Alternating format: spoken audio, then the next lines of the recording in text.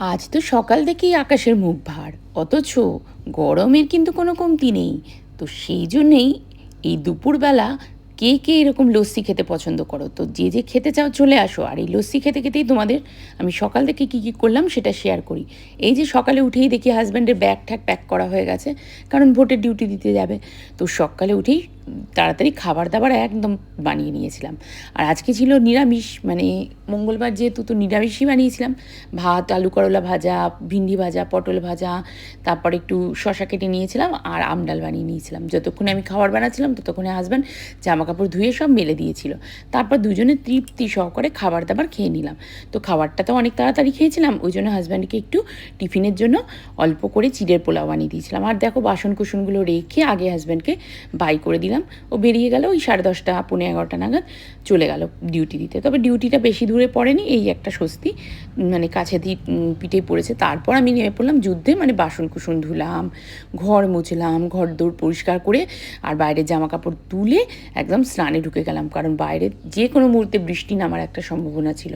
তো ওই ঘরেই কিন্তু জামা কাপড়গুলো তুলে নিয়েছিলাম, যদিও শুকিয়ে যায় তাড়াতাড়ি, যেহেতু ওয়াশিং মেশিনে তো আধাই শুকিয়ে যায়। তো স্নান টান সেরে এখন নিজের স্কিন কেয়ারটা করে নেবো, এটাও তো খুব জরুরি না নিজের খেয়াল রাখার জন্য। তো আমি কিন্তু সমস্ত জিনিসই, প্রোডাক্টগুলো হচ্ছে সেটাফিলেরই ইউজ করি। তো তোমরা কে কী স্কিন কেয়ারের জন্য ইউজ করো জানিও। তো আমি ফটাফট নিজের স্কিন কেয়ারটা করে নিজেকে তৈরি করে নিলাম।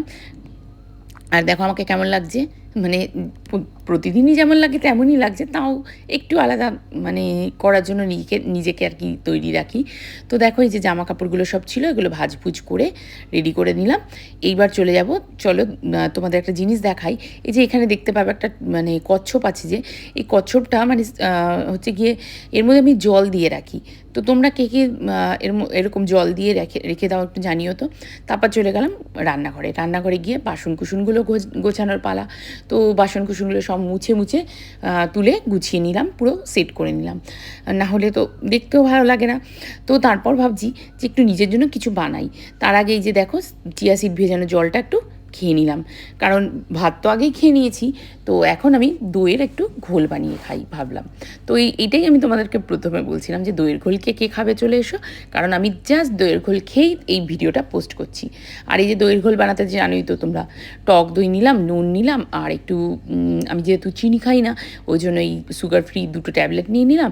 তারপর ওই যে ওই মানে জল নেব, আর নিয়ে ওই যে ঘুটনি যেটা দিয়ে মানে ঘুটি না, ওই যে ওইটা দিয়ে ভালো করে ঘুটে নেব, তাহলে চামচ দিয়ে গোলালে না শক্ত শক্ত হয়ে থাকে। ওই জন্য দেখো এরকম ঘুটনি দিয়ে ঘুটে নিচ্ছি।